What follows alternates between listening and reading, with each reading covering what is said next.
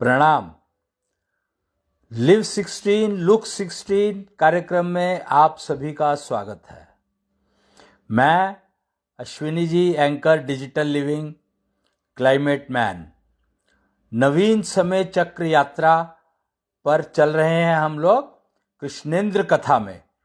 तो कृष्णेंद्र कथा करवाता हूं मैं, जिसमें हम लोग नवीन समय चक्र यात्रा का जो चैप्टर है वो लेकर के चल रहे हैं। उसके अलग अलग आयाम हैं और लिव 16 लुक 16 हमारा टारगेट है कि हर रोज अपने आप को इंप्रूव करना, अपनी मेंटल पावर को, अपनी फिजिकल हेल्थ को, अपनी स्पिरिचुअल एलिजिबिलिटी को रोज बढ़ाना। स्पिरिचुअल एलिजिबिलिटी आकाश तत्व से डायरेक्टली कनेक्टेड है, तो इसके ऊपर हम लोग चर्चा कर रहे हैं। पिछले कुछ दिनों से अंबाला में अभी था प्रोग्राम कृष्णेंद्र कथा का, जो करवाया गया। और अब जो है, आज मैं आ गया हूं निश्चल मंदिर कालका जी। निश्चल मंदिर कालका जी में आ गया हूं मैं। एक लगाना था यार मेरे को, एक मिनट जरा मैं इसको अपने उस पर लगा दूं अभी आपको। तो मेरे हाथ से जरा छूट ना जाए, इसलिए मैं इसको जरा स्टैंड पे लगा दूं। जस्ट 1 मिनट और लगेगा, मात्र टाइट कर दिया है मैंने। और जी प्रणाम। तो लिव 16 लुक 16, आपको पता है कि लिव 16 लुक 16 का मतलब तो आपको अब तक शायद समझ में आ ही गया होगा, क्योंकि काफी समय से इसके ऊपर चर्चा चल रही है। और यानी 16 के दिखो 16 के रहो। 16 ही क्यों? अब 16 एक बहुत इंपॉर्टेंट साल होता है आपका। 16 ही क्यों? तो 16 कला संपूर्ण थे कृष्ण। 16 कलाओं से संपूर्ण थे, युक्त थे, संयुक्त थे कृष्ण, विष्णु के 8वें अवतार। अगर आप नंबर सिस्टम देखेंगे, दशमलव प्रणाली को समझेंगे और कंप्यूटर को समझेंगे, आईटी के युग को समझेंगे, इंफॉर्मेशन टेक्नोलॉजी, कंप्यूटर एज को समझेंगे, तो आपको 16 की इंपॉर्टेंस बहुत समझ में आएगी कि 16 का सिस्टम तो कृष्ण का दिया हुआ है भाई। तो कंप्यूटर सिस्टम तो महाभारत के टाइम में सारे के थे। हम आज बात कर रहे हैं सुपर कंप्यूटर और फलाना ठिकाना, अरे वो तो कुछ भी नहीं है। महाभारत के टाइम में जो कंप्यूटर थे आप सोच भी नहीं सकते हो, शब्दों से चलते थे और 5 तत्वों का उपयोग करते थे, पूर्ण उपयोग ऊर्जा का, नेचुरल एनर्जीज का यूज करते थे। 2 नेचुरल एनर्जीज हैं जो जीवन चलाने के लिए बहुत इंपॉर्टेंट हैं। एक ब्लू ब्रीजो जो चंद्रमा देता है, और एक पीताम्बरो जो सूर्य देता है। पीताम्बरो एनर्जी सुबह अवेलेबल होती है 4 से 7, बस 4 से 7। पुरुषों के लिए बहुत यूजफुल है, पुरुषों के नारी तत्व के लिए बहुत यूजफुल है। और शाम को ब्लू ब्रीजो एनर्जी निकलती है 4 से 7। स्त्रियों के लिए, महिलाओं के लिए, कन्याओं के लिए, स्पेशली यंग टीनेज जनरेशन, मतलब जिनके पीरियड शुरू होने वाले हैं या हो चुके हैं पर स्टेबल नहीं हुए हैं अभी तक, टीनेज जनरेशन आप कह सकते हो। तो मैं 16 की बात कर रहा था। 16 जो नंबर है वो बहुत इंपॉर्टेंट है। हेक्साडेसिमल कहा गया उसको, 16 को हेक्साडेसिमल कहते हैं, जो कि कंप्यूटर का आधार है। सारी आईटी का बेस, फाउंडेशन है 16 हेक्साडेसिमल सिस्टम। बीसीडी भी कहते हैं उसको, बाइनरी कोडेड डेसिमल।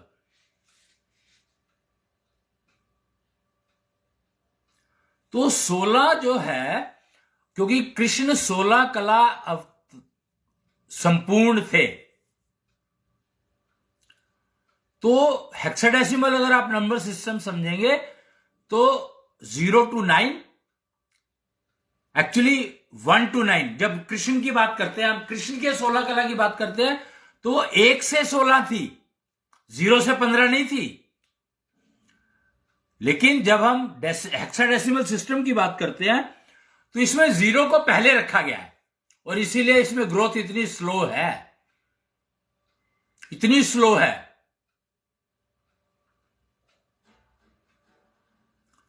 0 को बाद में रखना चाहिए।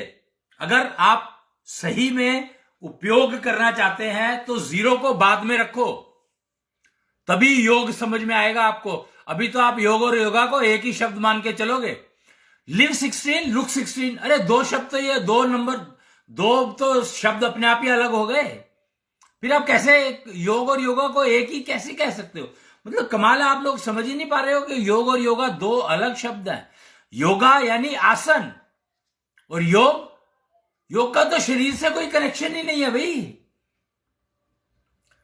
योगा का कनेक्शन है शरीर से, योग का कोई कनेक्शन नहीं है शरीर से। योग तो अंदर की बात है, मन और बुद्धि दोनों ही शरीर में, शरीर के अंदर है, बाहर कुछ नहीं है, और दोनों दिखाई नहीं देते। मतलब कमाल की बात है। क्या आपको बुद्धि दिखाई देती है? नहीं दिखाई देती। क्या आपको मन दिखाई देता है? नहीं दिखाई देता, क्योंकि ये फिजियो वर्चुअल वर्ल्ड है, ये फिजियो वर्चुअल वर्ल्ड के कंपोनेंट हैं। योग को समझना है तो फिजियो वर्चुअल वर्ल्ड में जाना पड़ेगा आपको, और फिजियो वर्चुअल वर्ल्ड समझना बहुत आसान है। आइडिया और प्रोडक्ट के बीच का सारा समय वो सब फिजियो वर्चुअल है। जैसे कंप्यूटर में दो शब्द हैं, hardware and software,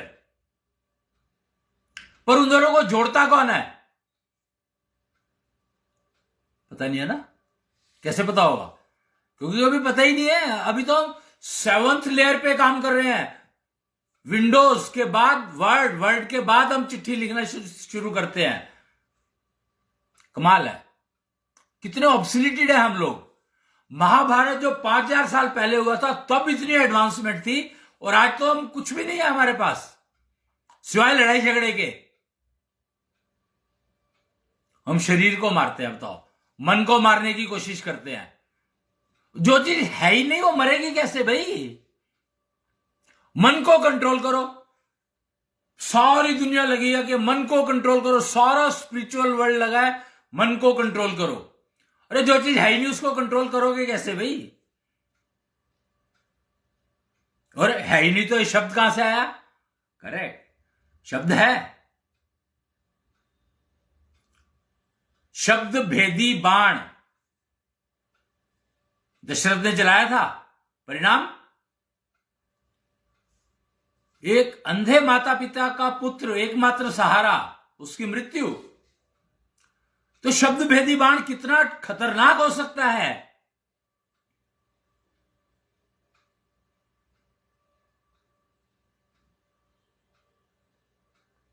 example, Ramayan काल का एग्जाम्पल दे रहा हूं मैं आपको।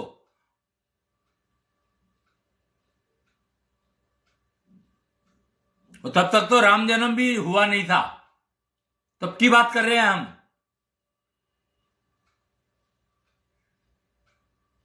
और यही सब देख करके विष्णु ने राम के रूप में अवतार लिया था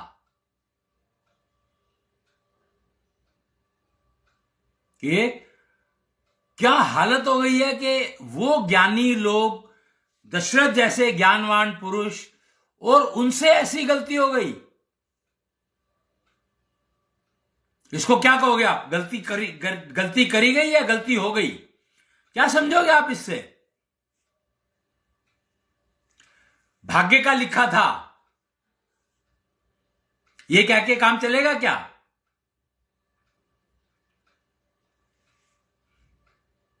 ये कह के काम चलेगा क्या कि भाग्य का लिखा था वो हो गया? नहीं चलेगा, चलेगा ही नहीं, किसी भी हालत में नहीं चलेगा। ये प्रिसाइजली अनजाने में की गई गलती थी, अनजाने में। तो ज्ञानवान होने का फायदा क्या हुआ अगर आप अनजाने में ऐसी गलतियां करोगे? तो ज्ञानवान हो या नहीं हो उसका मतलब क्या हुआ? फिर ज्ञान लेने का फायदा क्या है? और इसीलिए इन चीजों, इस हिस्ट्री पर, इस हमारे इतिहास पर, इस जानकारी पर लोग भरोसा नहीं करते हैं। क्योंकि ज्ञान था फिर भी उसने गलती करी, हत्या कर दी अनजाने में। लेकिन पाप, उसका परिणाम क्या हुआ? दशरथ को अपने पुत्र को के वियोग में प्राण खोने पड़े।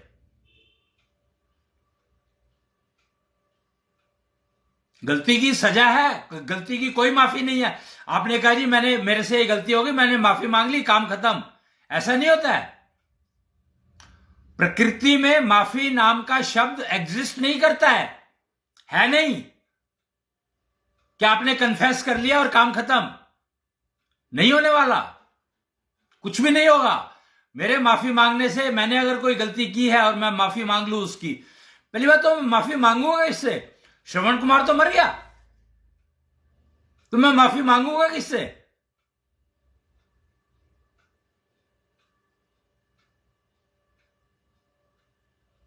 तो ज्ञान का मतलब है कि ज्ञान तो चाहिए ही चाहिए, लेकिन उसका उपयोग कैसे करना है, क्यों करना है, कहां करना है, करना भी है कि नहीं करना है, गलती ना हो जाए, ये कौन ध्यान रखेगा? ये भी तो तुम्हें ही रखना पड़ेगा। भाई ज्ञान तुम्हारे पास है। इसीलिए आपको 3 चक्र दिए गए हैं आपके शरीर में। हम लोग समय चक्र की यात्रा कर रहे हैं। तो समय चक्र में हम जब पहुंचे अन्यानी कल्चर पर, अन्यानी सिविलाइजेशन पर, अन्यानी सभ्यता में, तो पता लगा हमें कि मनुष्य के शरीर में 3 चक्र हैं। दशांग चक्र, दशांश चक्र और त्रिचक्र एंड ट्रिपल सी चक्र। ये तो 4 हो गए ना। चक्र 3 ही है, पर ट्रिपल सी चक्र और त्रिचक्र जो है वो जेंडर डिपेंडेंट है 3 ही। पुरुष में भी 3 है, स्त्री में भी 3 है। लेकिन स्त्री के जो तीसरा चक्र है, त्रिचक्र, निष्ठा चक्र भी कहते हैं उसको, राम जी का दिया हुआ है निष्ठा चक्र। दशांग चक्र और दशांश चक्र, एक न्याय का है और एक ऊर्जा का, परफॉर्मेंस।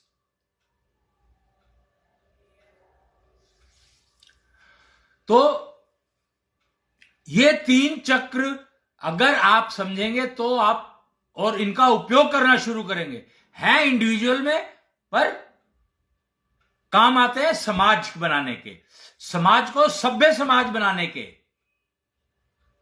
सभ्य मनुष्य, सभ्य प्राणी बनाने के काम आते हैं। ये जो तीसरा चक्र है दशांग चक्र, वो 24 मॉलिक्यूल के ऊपर को वो करता है बैलेंस। और समाज 24 मॉलिक्यूल से बनता है, और होते इंडिविजुअल में है। मतलब 24 मॉलिक्यूल मुझ में है, पर मैं उन 24 के 24 का अगर ठीक से उपयोग करूंगा तो समाज का एक हिस्सा बन सकता हूं मैं। टीम, यहां पे समाज का मतलब टीम है।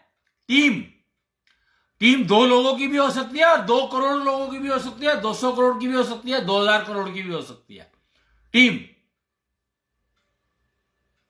मिनिमम 2 लोग और मैक्सिमम इन्फिनिटी, अनलिमिटेड। कोई भी योनि का मेंबर हो जो टीम का मेंबर बन सकता है, किसी भी शरीर में हो वो। जैसे जो ये होते हैं ना इंटेलिजेंस एजेंसी के लोग, कुत्तों का उपयोग करते हैं, तो उनकी टीम के मेंबर कहलाते हैं वो कुत्ते। उनको स्पेशलाइज ट्रेनिंग दी जाती है। बाज का यूज करते हैं और पता नहीं क्या क्या किन किन चीजों का यूज करते हैं। तो वो टीम के सदस्य होते हैं वो। तो टीम का सदस्य कोई भी हो सकता है, किसी को भी बना सकते हो, योग्यता चाहिए बस।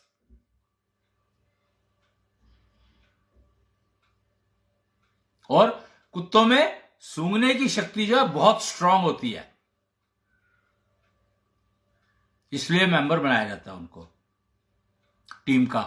कहीं पे जहां पे भी सूंघने की जरूरत पड़ती होगी, ड्रग्स को आइडेंटिफाई करने के लिए मोस्टली, या कोई आदमी खो गया तो उसकी स्मेल से वो कुत्ते ढूंढ लेते हैं, शायद ऐसा कुछ रहता है, कुछ तो रहता है, बट है सिस्टम है ये, आप चेक कर सकते हो नेट के ऊपर, आपको जानकारी मिल जाएगी। तो हम बात कर रहे थे टीम, समाज भी तो एक टीम ही है, वो परिवार भी एक टीम है। विवाह यानी दो मिनिमम लोग होने चाहिए टीम के लिए। मैक्सिमम कितने भी हो सकते हैं, कोई लिमिट नहीं है, काम के ऊपर डिपेंड करता है। अगर काम छोटा है तो 4 लोगों से भी काम चल जाता है, काम बड़ा है तो 400, 4000, 4 लाख, 4 करोड़, 400 करोड़, 4000 करोड़, कुछ भी हो सकते हैं। टीम में कितने भी मेंबर हो सकते हैं, कोई लिमिट नहीं है, मिनिमम 2।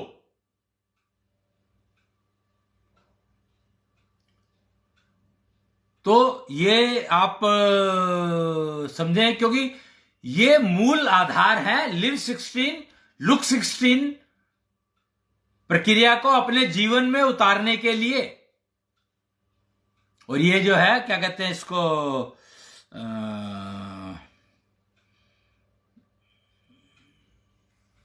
ये जो कहते हैं ना, इसको क्या कहते हैं कि योगा की बात हुई थी। योगा में आसन अकेले के भी है और 2 लोग मिलकर के भी करते हैं। पता है आपको, योगासन में भी टीम होती है।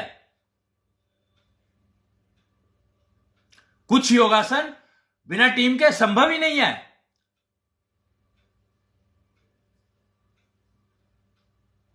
पर टीम के अंदर रोल सबका अपना अपना है।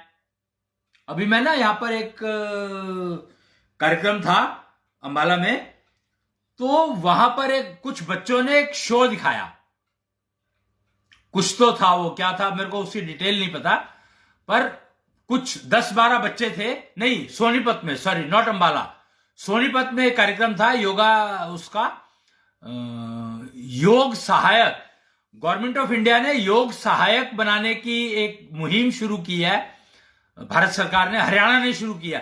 हरियाणा को पता है आपको, हरियाणा को विश्व अध्यापक डिक्लेयर किया गया है। क्या जानते हो आप इस बात को?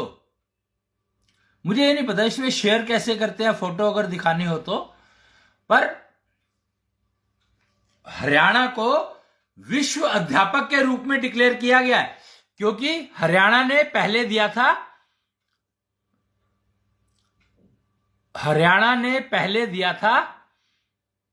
क्या दिया था, नहीं ये नहीं है, हरियाणा ने जो दिया था पहले, वो गीता का ज्ञान हरियाणा ने दिया था। और नारी ज्ञान का एक बहुत इंपॉर्टेंट फेज दिया था हरियाणा ने, अंबाला ने दिया था। वो पता है क्या था, वो महाभारत से ही पहले का है, उसके बारे में जानकारी बहुत कम उपलब्ध है, मेरे ख्याल से अवेलेबल तो होगी।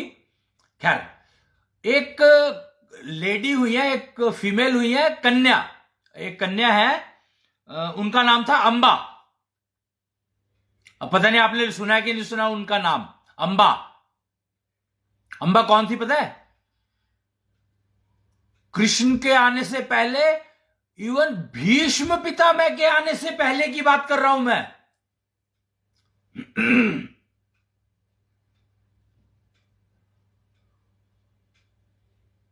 भीष्म पितामह के आने से पहले की बात कर रहा हूं मैं, अंबा।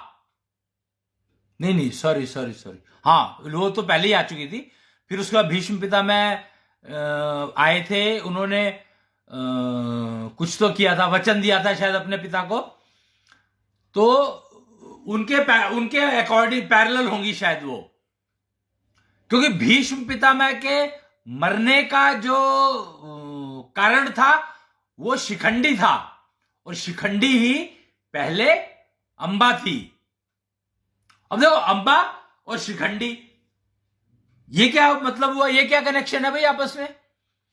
तो ये कनेक्शन है कि भीष्म ने अपने भाइयों का विवाह करने के लिए 3 राजकुमारियों का हरण किया था। एक वो था ना, वो प्रथा है, वो एक कथा है। अगर आप लोगों ने एक्चुअली प्रॉब्लम यही होगी ना कि महाभारत को लोगों ने कथा भी नहीं माना। कथा का मतलब होता है, लोगों ने जो मुझे बताया कि कथा का मतलब होता है जो एक्चुअली हुआ। तो मैं कृष्णेंद्र कथा करा रहा हूं, इसका मतलब है कृष्णेंद्र एक्चुअली है ये सारा कुछ। महाभारत एक्चुअल है क्योंकि ये कथा है। अगर इसको कथा कहो तो कहानी और कथा का फर्क बताया था मुझे किसी ने कि कहानी और कथा में क्या फर्क है। तो अंबा, उनका जो विवाह का समय में जो स्वयंवर की एक प्रक्रिया होती थी पहले, वो चल रही थी, और भीष्म वहां पर पहुंचे। उन्होंने उस प्रक्रिया में जीता, तीनों औरतों को, तीनों राजकुमारियों को जीत लिया उन्होंने,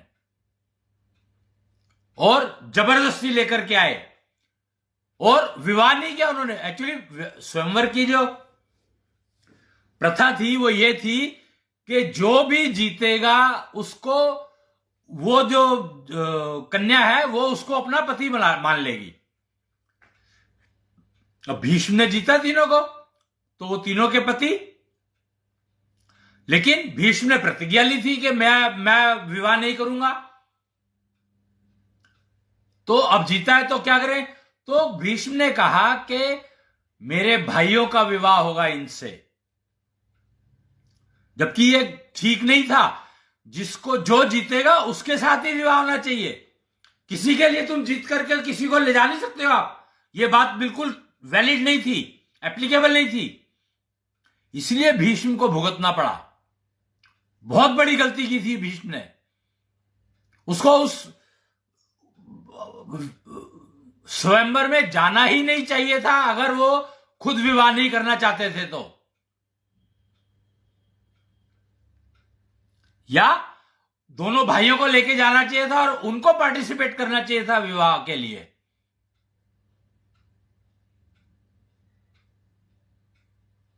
खैर, अब मैं इसका हम कुछ नहीं कर सकते। हम सिर्फ समझ सकते हैं कि गलती कैसे होती है। हम तो ये समझने की कोशिश कर रहे हैं कि गलतियां हो कैसे जाती हैं यार। मतलब ये कमाल है, गलतियां हो रही है, मेरे से गलती हो रही है, मुझे पता नहीं है। और फिर वही बात कि ज्ञान है और फिर भी गलती करी। दशरथ को ज्ञान था, ज्ञानवीर थे वो, पर श्रवण मारा गया उनके हाथों। ऐसे ही 3 कन्याओं को भीष्म लेकर आए, ज्ञानवीर थे वो। परशुराम से ज्ञान लिया उन्होंने। परशुराम जो विष्णु के अवतार हैं, तब भी गलती। कर्ण ने परशुराम जी से वो लिया, ज्ञान लिया, तब भी गलती। तो ज्ञान लेने का फायदा क्या है?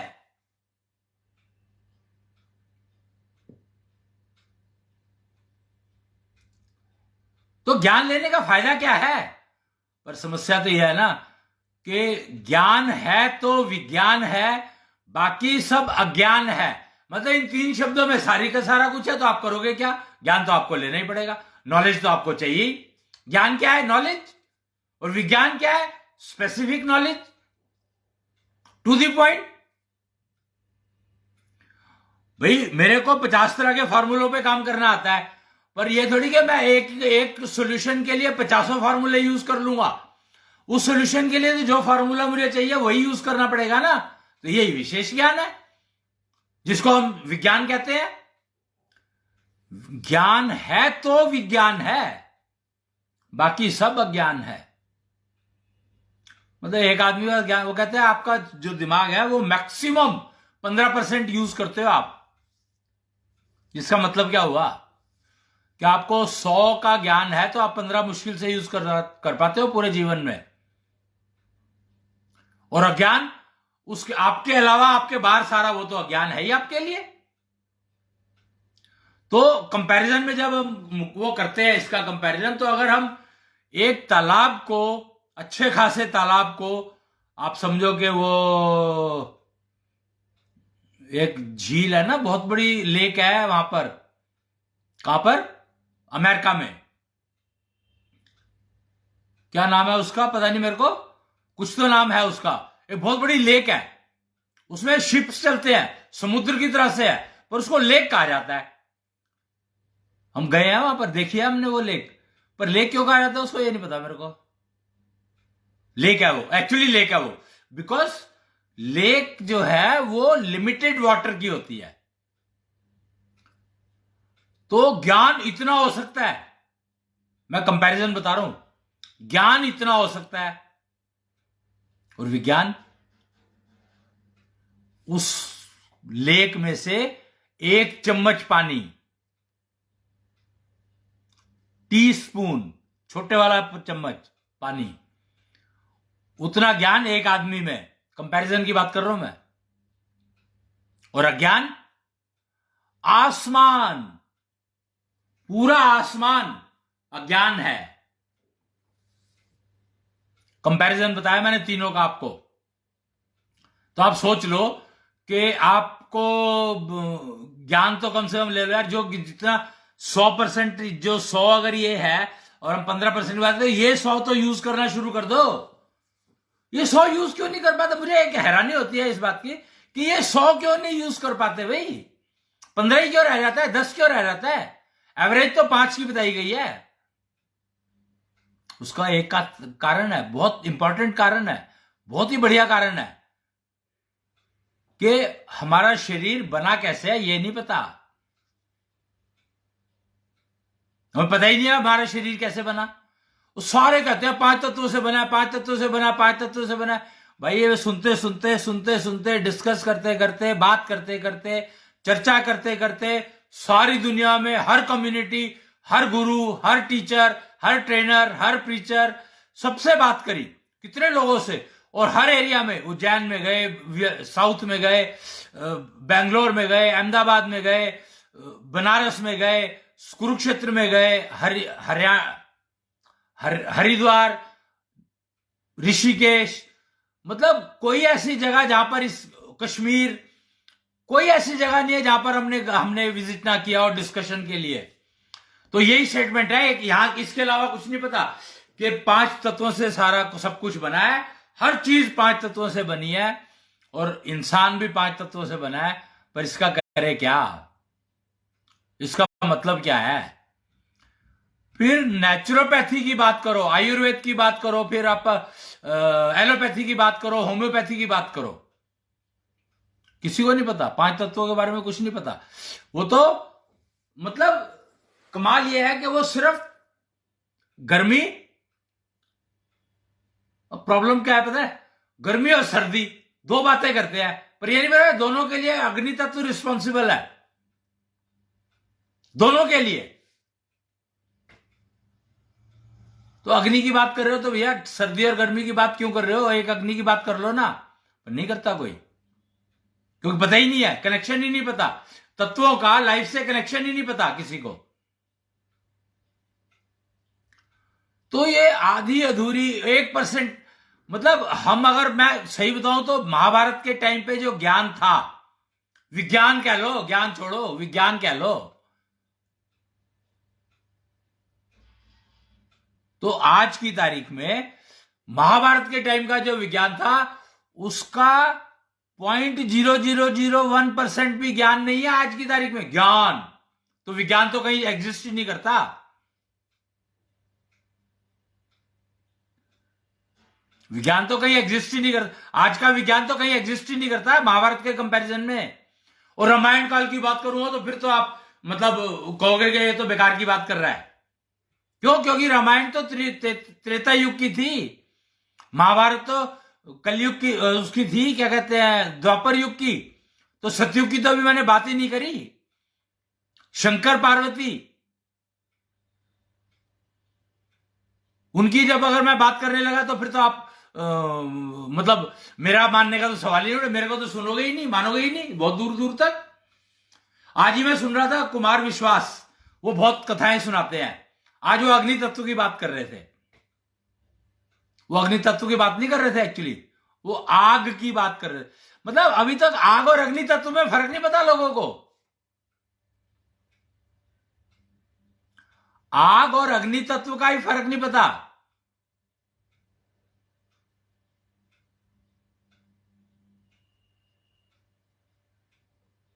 और अग्नि तत्व कहते हैं, आग को अग्नि तत्व कह देते हैं।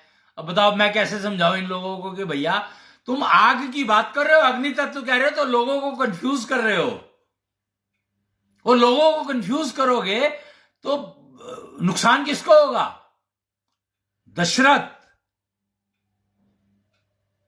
सोचो, श्रवण कुमार को मार दिया उसने, कितना ज्ञान होने के बाद, 10 दिशाओं में रावण। 10 क्या कहूं मैं, मतलब क्या कहूं, ज्ञानवीर थे ये लोग। वो सीता को लेके उठा के हरण कर लिया। मतलब कमाल है कि सीता हरण करने की उसको क्या जरूरत थी रावण को? फिर ज्ञान होने का फायदा क्या हुआ अगर आपने ये ऐसे ऐसे काम करे तो?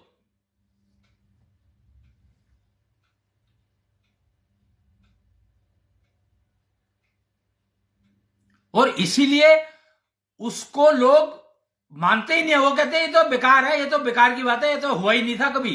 इसीलिए मानते हैं क्योंकि हम लोग तत्व और आगे की तत्वों के बाद की कहानियों में तत्वों के और उसके बीच की, अग्नि और आग के बीच की सारी कहानी पता ही नहीं है।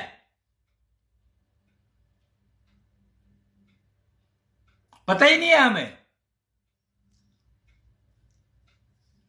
हमारी समस्या ही है कि ज्ञान क्या है, विज्ञान क्या है और अज्ञान क्या है, इसको हमने समझा ही नहीं है और किसी ने समझाया ही नहीं है। वेदों की बात करते हैं लोग, मतलब कमाल है। अरे वेदों की बात करके क्या होगा?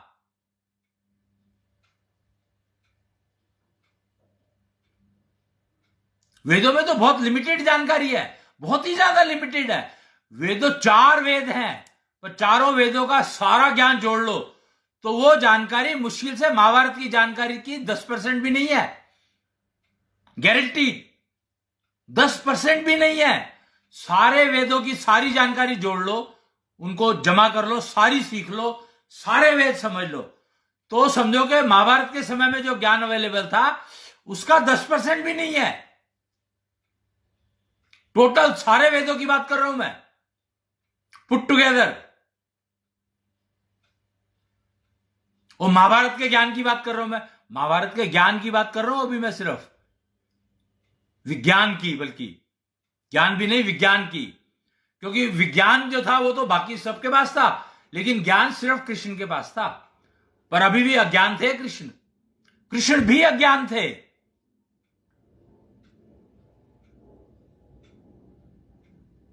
कृष्ण के समय में भी अज्ञान था। कृष्ण को ज्ञान था, बाकी सबको विज्ञान था।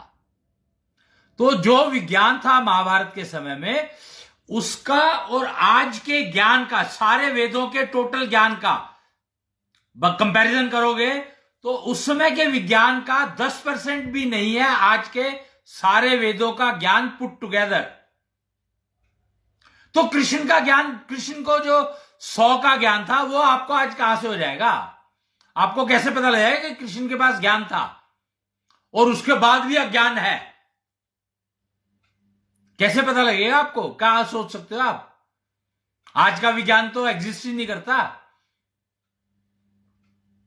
उस समय के विज्ञान से भी कंपैरिजन नहीं कर सकते। आज का तो टोटल ज्ञान ही नहीं है, तो उसमें से ज्ञान में से कुछ विज्ञान निकालने की कोशिश में लगे हैं हम लोग, तो कहां से आ जाएगा? आग और अग्नि में फर्क नहीं पता भाई, आकाश और आसमान में फर्क नहीं पता, जल और पानी में फर्क नहीं पता, नहीं पता। जल और पानी में फर्क नहीं पता। अणु, 24 अणुओं से बना है ये ब्रह्मांड, और यथा पिंडे तथा ब्रह्मंडे। सब कुछ तो है पर जानकारी नहीं है। जबकि 24 मॉलिक्यूल से मैं बना हूं, हर इंडिविजुअल 24 मॉलिक्यूल से बना है, पर हमें पता ही नहीं है। वो सामने दिखते हैं, मतलब हैरानी की बात है कि सब कुछ है, सामने है, पर नहीं पता। तो काम कैसे चलेगा? कष्ट तो रहेगा ही। जब दशरथ को कष्ट हुआ, जब उसको पता लगा कि उसके हाथों से श्रवण कुमार की मृत्यु हो गई, और वो भी जब अपने माता पिता जो कि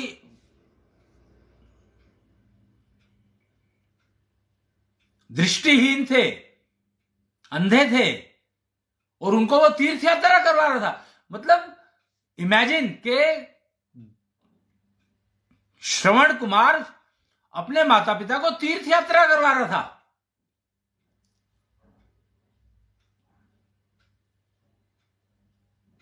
तो दशरथ को जब पता लगा तो कितना कष्ट हुआ होगा, इसकी इमेजिनेशन करना भी पॉसिबल नहीं है। पर इस बात को कोई मानने को तैयार नहीं है कि भैया गलती की कोई माफी नहीं होती है। दशरथ ने बहुत माफी मांगी थी। उसने कहा था आप जो मुझे वो देंगे, श्राप देंगे, मुझे मंजूर है।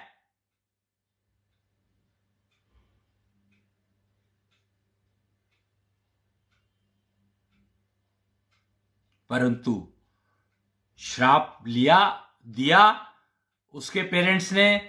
और पर एक और बात कि पेरेंट्स ने भी मृत्यु अपना वो कर लिया, मतलब अपने प्राण त्याग दिए थे। तो यानी तीनों की अकाल मृत्यु हो गई। श्रवण कुमार की अकाल मृत्यु हुई, तीनों की अकाल मृत्यु हुई, दशरथ की अकाल मृत्यु हुई।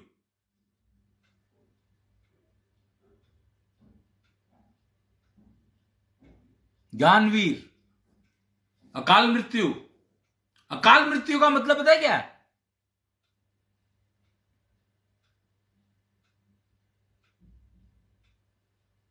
और अकाल मृत्यु मतलब कमाल है। वैसे एक बात और, यहां पे मैं एक छोटा सा एग्जांपल, एक चीज और बता दूं आपको कि उम्र सांसों की गिनती से मिलती है, ये पक्की बात है। तो ये अकाल मृत्यु का क्या चक्कर है भाई? तो इसको अगर समझ आए ना कि उम्र सांसों की गिनती से मिलती है, इसका वैलिडेशन करना बहुत आसान है, बहुत ही आसान है। कैसे? किसी को गोली लगी,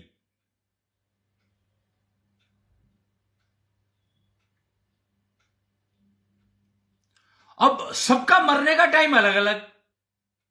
कैन यू इमेजिन कि अगर गोली लगी, 10 लोगों को गोली लगी मान लो, पर 10 के लोगों के और एक ही जगह पे लगी। चलो ये भी मत देख लो कि मान लो 10 लोगों को गोली लगी और 10 को एक ही जगह पर लगी, पर मरे सारे अलग अलग टाइम पर। क्यों?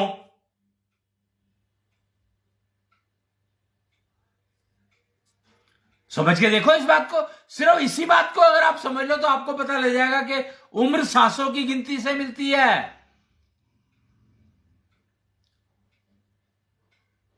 समझे कि नहीं? मैं अपने पिताजी की वो बता सकता हूं आपको कि मेरे पिताजी ने फर्स्ट फ्लोर पर सोने जाते थे वो रात को 10 बजे के करीब, 11 बजे के करीब वो नीचे आए तो सीढ़ियां तो सारी उन्होंने उतर ली। सीढ़ियों से और कमरे का दरवाजा मुश्किल से 4 कदम पर है, 5 कदम पर। सीढ़ियां उतर ली उन्होंने सारी अपनी अपनी उससे, लेकिन उसके बाद वो कमरे के अंदर नहीं आ पाए, पैर लड़खड़ा गए। क्यों? क्योंकि उनका मानसिक शरीर अग्नि तत्व छोड़ चुका था, शरीर को छोड़ चुका था, लेकिन बाकी तत्व अभी चल रहे थे। यानी बाकी तत्व चल रहे थे का मतलब क्या है भाई? उनका हार्ट चल रहा था, यस। सांस ले रहे थे वो, यस। क्यों? अग्नि तत्व ने शरीर छोड़ दिया था, पर सांस पूरे नहीं हुए थे अभी, सांसों की गिनती पूरी नहीं हुई थी अभी। और अग्नि तत्व शरीर छोड़ चुका था, यह कैसे पता लगा मुझे? ये मुझे अंदाजा लगा, मैं क्योंकि नब्ज ज्ञान का थोड़ा सा एक्सपर्ट हूं, जानता हूं मैं उस नब्ज ज्ञान को। तो और मैं तो अंदर था, मैं तो अभी बाहर आया भी नहीं था, मुझे पता ही नहीं था कि पिताजी नीचे आ चुके हैं, उनके साथ कुछ घटना हुई है। पर मुझे एक स्मेल आई थी, और मैंने अग्नि जब मैं इसका वो कर रहा था नब्ज ज्ञान का, अब वो मतलब मैं सीख रहा था, समझ रहा था, सीखना तो क्या है, समझ रहा था।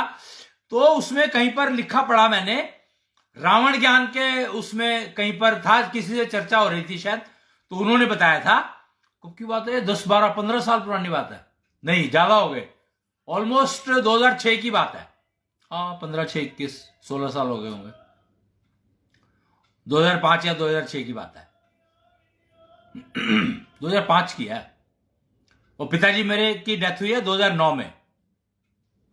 हाँ, तो उन्होंने ये बताया था कि जब आदमी के का अग्नि तत्व शरीर छोड़ता है ना, तो एक बहुत ही टिपिकल सी स्मेल आती है, उल्टी वॉमिट की एक स्मेल होती है। तो उसका एक बहुत हाई लेवल वर्जन होता है, उसमें तकरीबन पता लग जाता है, पर वो स्मेल बहुत तेजी से फैलती है। और जो बहुत ही उनके क्लोज रिलेटिव होंगे, जो पिताजी के या मतलब जो मरने वाले का क्लोज रिलेटिव होगा, उसको वो स्मेल आएगी, वो चाहे किसी भी कोने में हो दुनिया के। मतलब इमेजिन, डिस्टेंस इज इमेटेरियल। तो यहां पे आकाश तत्व काम करता है, तो वो आकाश तत्व के कारण वो स्मेल, मरने वाले की स्मेल, उसके सबसे क्लोज रिलेटिव को पहुंचेगी जरूर, पर उसको स्मेल आएगी तब, समझ तब आएगी जब उसका खुद का आकाश तत्व जागृत होगा, बेटा हो या बेटी हो, इमटेरियल। और उसमें भी शायद पहला जो बेबी है उसके ऊपर डिपेंड करता है। और अगर उसका आकाश तत्व पूर्णतया जागृत है, तो उसको वो स्मेल समझ में आ जाएगी। ऐसा चर्चा में बात हुई थी, ये पता नहीं था, इसका प्रैक्टिकल कोई एग्जांपल अवेलेबल नहीं था। लेकिन 2009 में उस दिन मेरे को एक स्मेल आई, मैं जबकि सोया हुआ था, उस समय में मैं सोया हुआ था, तब भी मुझे स्मेल आई। मैंने कहा ये क्या है? अच्छा, स्मेल बहुत ही खराब स्मेल होती है, बहुत ज्यादा खराब। तो मुझे समझ में, अच्छा मुझे याद भी नहीं रहा, 4 5 साल हो गए थे इस बात को बात हुए, तो समझ याद, मेरे को स्मेल आई। मैंने कहा ये क्या हुआ? मेरी आंख खुली, तभी मेरे को मेरी मां की आवाज सुनाई दी, अश्विनी आइयो जरा, देख पापा को क्या हुआ। और करीब करीब 50 फुट दूर था मैं उनसे, 15 नहीं 50 नहीं, 20 22 फुट दूर रहा हूंगा, 15 10 25 नहीं यार, 15 10 25 और 10 35 40 फुट के करीब दूर रहूंगा।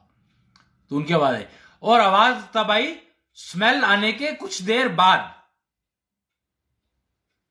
तो मैंने कहा ये क्या, ये समझ नहीं आया। तो मैं उठ करके आया बाहर, तो माता जी ने बताया कि ये सीढ़ियों के आखिरी सीट नीचे आने के बाद गिर रहे थे, तो मैंने इनको सहारा देकर के अंदर यहां बिठाया सोफे पे, 4 कदम 6 कदम चलाकर लाई थी वो, तो इसलिए आवाज देने में उनको देर हुई।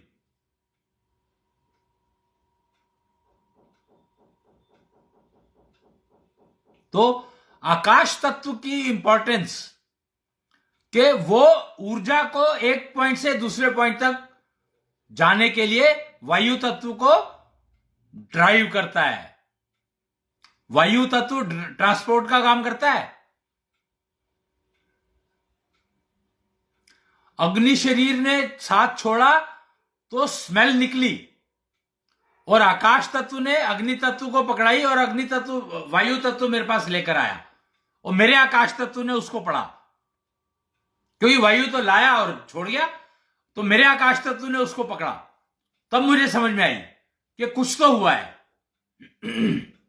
और तब मुझे पता लगा कि तो वो क्या, मैं एक प्रोग्राम था यहां पर काली का मंदिर है चितरंजन पार्क कालका जी में, तो वहां पे एक प्रोग्राम था, तो मैंने वहां पर बताया कि पूरी की पूरी प्रयोगशाला बन गए मेरे पिताजी और मुझे तत्व ज्ञान करवा गए, मतलब ये मृत्यु का ज्ञान करवा गए, पूरा का पूरा ज्ञान करवा गए।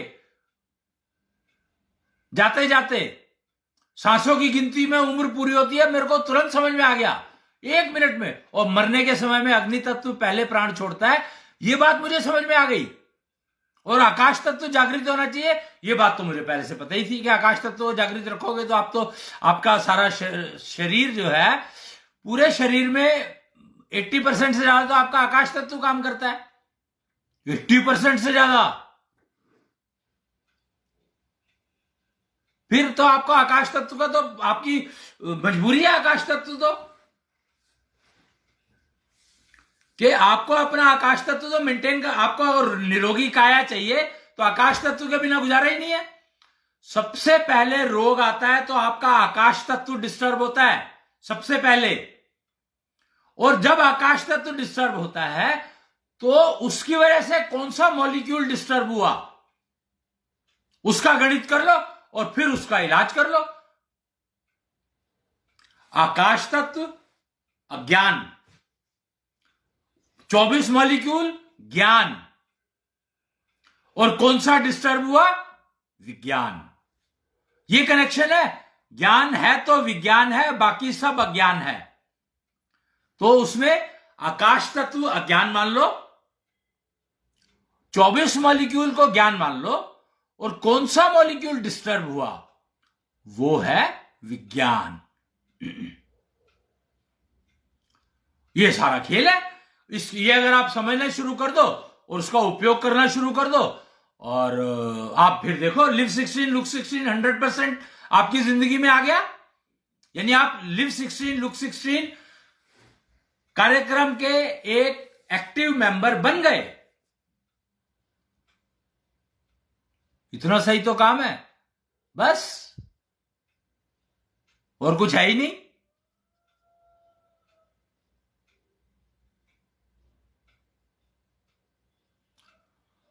तो हम लोग नवीन समय चक्र यात्रा कर रहे हैं और कृष्णेंद्र कथा मैं करवा रहा हूं।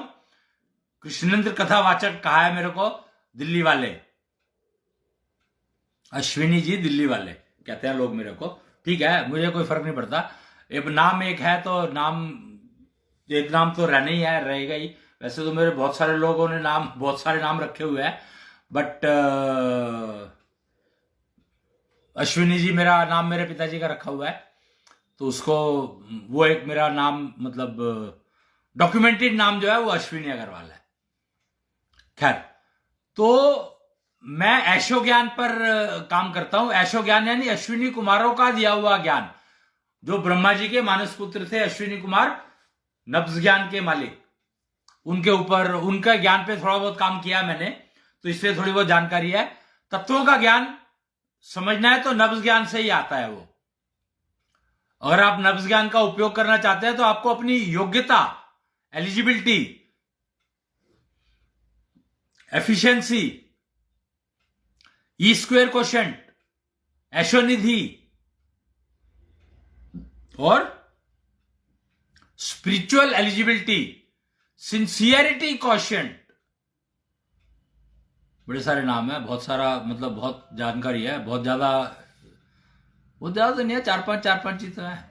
खैर, बिसाइड्स पॉइंट, मतलब ये सब चीजें हैं, ये सब लाइंस हैं, ये सब रास्ते हैं, ये सब सिस्टम्स हैं, अवेलेबल है, हर चीज उपलब्ध है आज की तारीख में। कृष्णेंद्र कथा के माध्यम से ये बताई जा रही हैं। आप चाहें तो कृष्णेंद्र कथा सुन करके देखें। अपने एरिया में जागृत कृष्णेंद्र कथा करवाना चाहते हैं तो आप संपर्क कर सकते हैं। वो एक डॉक्टर पंकज अग्रवाल है, नेचुरोपैथ, उनसे आप संपर्क कर सकते हैं। वो अंबाला में कृष्ण इष्ट मंदिर में बैठते हैं। वैसे आईटी के एक्सपर्ट हैं वो, मतलब आईटी के ज्ञानवीर हैं वो, इंफॉर्मेशन टेक्नोलॉजी के ज्ञानवीर हैं वो। तो वो नेचुरोपैथ भी है, उन्होंने नेचुरोपैथी का कोर्स किया, टॉपर रहे हैं वो, नेचुरोपैथी के टॉपर है वो। तो ज्ञानवीर हैं आईटी के, नेचुरोपैथी के टॉपर हैं। और कृष्णेंद्र कथा अगर किसी को अपने यहां पर करवानी हो, अपने मंदिर में, अपने घर में, अपने वहां पर क्या कहते हैं संस्था में, ऑफिस में, अपने फैक्ट्री में, इसका बहुत फायदा है। आपके वर्कर्स की एफिशिएंसी बढ़ जाएगी। कृष्णेंद्र कथा का सबसे बड़ा एडवांटेज पता है क्या है?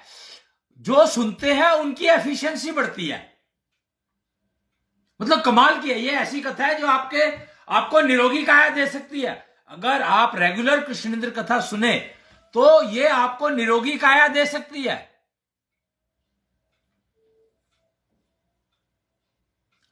तो बहुत बहुत ही इंटरेस्टिंग एक ये सिस्टम शुरू हुआ है कृष्णेंद्र कथा का। और मेरा सौभाग्य है कि ये काम मुझे मिला और मैं इसको शुरू किया मैंने, और देखा कि खासकर महिलाओं को इसका लाभ बहुत मिलता है। क्योंकि एक्चुअली आकाश तत्व जो है ना, वो महिलाओं में पुरुष के मुकाबले में 9 गुना ज्यादा होता है। तो आकाश तत्व की इंपॉर्टेंस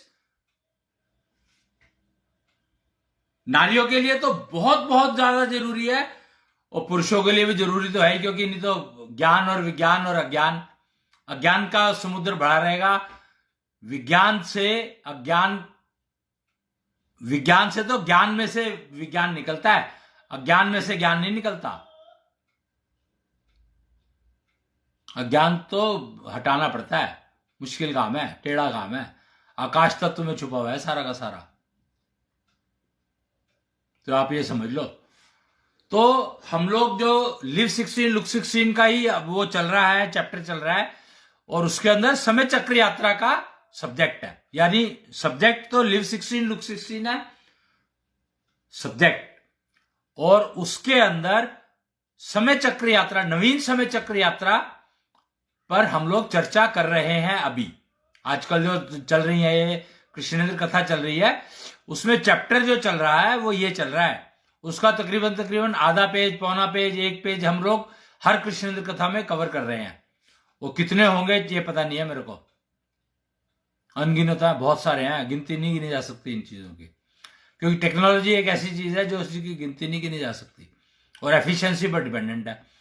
तो जब सुनने वालों की एफिशिएंसी अगर इतनी अच्छी नहीं है तो बेचारे समझेंगे कैसे? तो योग्यता तो कम से कम बढ़ाओ भाई, एफिशिएंसी ना भी बढ़ाओ, योग्यता तो बढ़ाओ। योग्यता तो बढ़ानी पड़ेगी आपको, कोई हल नहीं है आपके पास।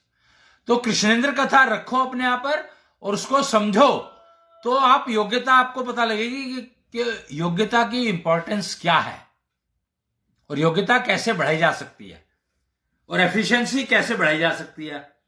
ये सब चीजें कृष्णेंद्र कथा के माध्यम से आप सीख समझ सकते हैं। गौशाला का ज्ञान बहुत जरूरी है। हम लोग गौशाला पे कृष्णेंद्र कथा करनी शुरू करेंगे तो दूसरा चैप्टर शुरू होगा, पर ये दोनों साथ ही चलेंगे। नवीन समय चक्र यात्रा में गौशाला अब एक टॉपिक आएगा। एक चैप्टर के अंदर टॉपिक बहुत सारे हैं, नवीन समय चक्र में एक्चुअली टॉपिक बहुत सारे हैं। तो नेक्स्ट टॉपिक हम, और लिव 16 लुक 16 में गौशाला का बहुत बड़ा रोल है। एक्चुअली गौशाला का रोल बहुत बड़ा है लिव 16 लुक 16 में। तो इसलिए मेरे को गौशाला की बात अब बतानी पड़ी आपको कि गौशाला का इंपॉर्टेंस क्यों है। अगर आप लिव 16 लुक 16 में जाना चाहते हो, अपनी लाइफ को डालना चाहते हो, वाइफ को और लाइफ को लिव 16 लुक 16 में, तो गौशाला बहुत इंपॉर्टेंट है समझनी और उसका उपयोग करना। पंचगव्य, बहुत, फिर वही गौशाला की बात होती है तो पंचगव्य आ जाते हैं। गाय को पृथ्वी की मां कहा गया है, गाय पृथ्वी की मां है। तो पंचगव्य जो है वो इंसान को डायरेक्ट यूज नहीं करने हैं, गलती है इसमें। धरती को यूज करवाओ और फिर धरती तुम्हें देगी तुम्हारी मां। धरती है योनियों की मां, हर शरीर की मां धरती है, क्योंकि धरती को गाय पाल सकती है और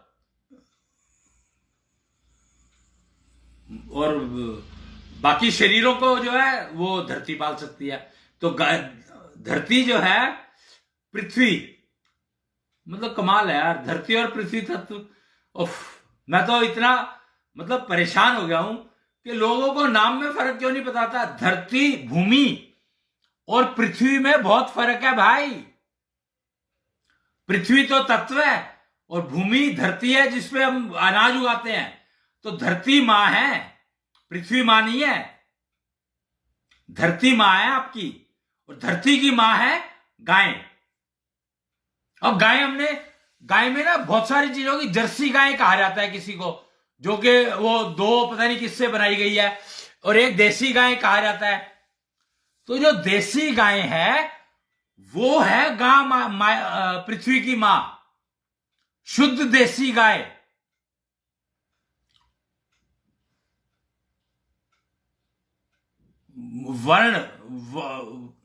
वंश वो जो है ना, वो सॉरी कहते हैं ना कि वो क्या करते हैं, वो एक ना वो कुछ तो वो है क्या, एक शब्द है हिंदी का, मेरी हिंदी थोड़ी सी कमजोर है, मैं जनरल भाषा में बात करता हूं नॉर्मली, जो पब्लिक में यूज होती है, पब्लिक को समझ आती है और मुझे समझ आती है। मैं शुद्ध भाषा कोई भी यूज नहीं करता, क्योंकि पब्लिक को जो मुझे मैसेज देना, अगर मैं शुद्ध भाषा में दूंगा किसी की समझ में नहीं आएगा, तो फायदा क्या भाषण देने का, बेकार है। तो इसलिए मैंने कॉमन लैंग्वेज यूज करता हूं मैं। तो एक ना वो होता है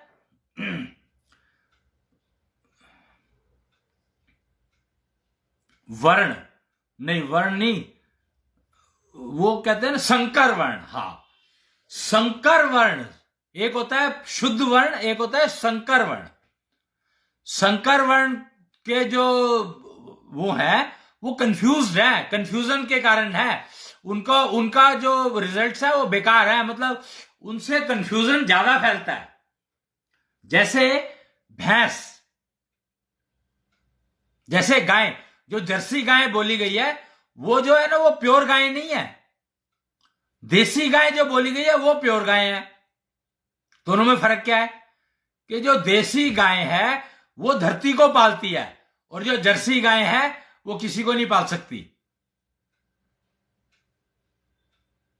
वही बात है कि जर्सी गाय 2% यूजफुल है, 98% कंफ्यूजन फैलाती है, बीमारियां फैलाती है, रोग फैलाती है।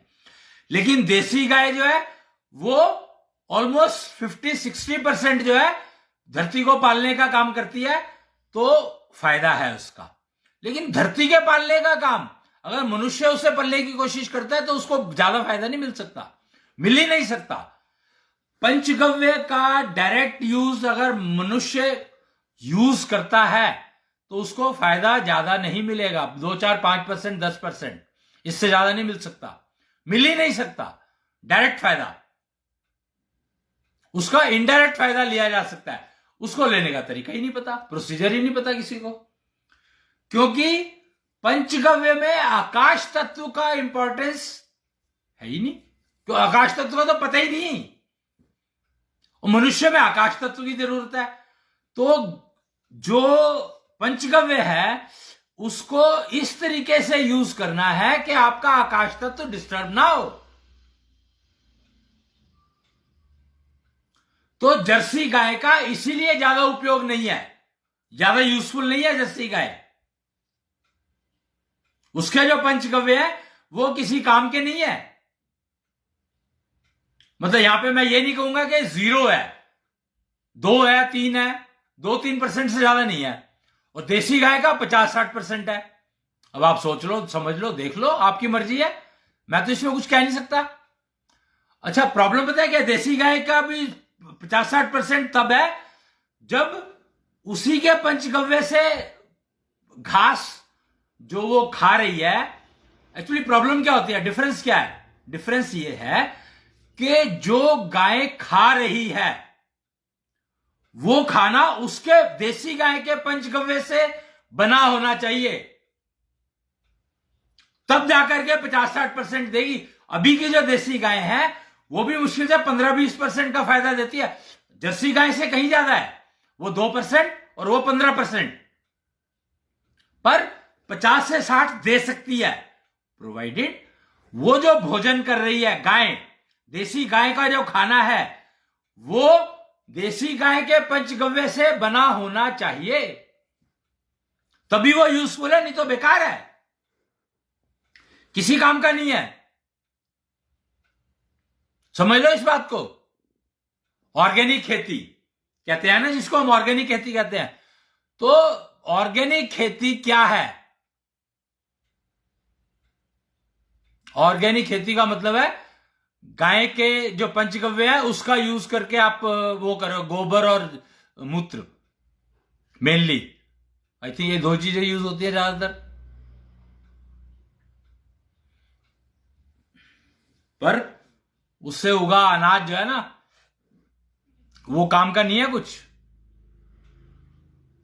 अब यहां पे काम का से मतलब जो दूसरा वाला है वो, अगर वही बात है कि जो जर्सी गाय है वो 2% का फायदा देती है तो देसी गाय 15% का, तो जो ऑर्गेनिक खेती का जो खाना खाते हो वो 15% का ही फायदा देती है, बस ज्यादा नहीं दे सकती। लेकिन अगर आप देसी गाय से खेती बाड़ी करो, देसी गाय के पंचगव्य से खेती बाड़ी करो और वो खाना देसी गाय को खिलाओ, फिर जो वो दूध प्रोड्यूस करेगी, आपको जो पंचगव्य देगी, उसमें से दूध मिल्क का यूज डायरेक्ट नहीं, खाली मिल्क का नहीं, उस मिल्क के प्रोडक्ट बनाओगे, वो भी बहुत तरीके से, ये नहीं कि आंख बंद करके बना दिया जो मर्जी कर दो भैया, ऐसे नहीं चलेगा काम। तरीका है, प्रोसीजर है, 24 मॉलिक्यूल का यूज है। 24 मॉलिक्यूल के यूज में से कौन सा मॉलिक्यूल कब कहां यूज करना है वो समझना ही पड़ेगा आपको। तब जाकर के जो खाना बनेगा वो होगा सर्वोत्तम खाना, भोजन, और उस पर चलना पड़ेगा आपको, तब आप जाकर के कहीं पर निरोगी काया 16, लिव 16 लुक 16 एवर, बहुत आराम से संभव है, ये कोई मुश्किल काम नहीं है, सिर्फ समझने की बात है। एक बार समझ लो फिर यूज करना शुरू कर दो, हो जाएगा, गारंटी हो जाएगा, पक्की बात है।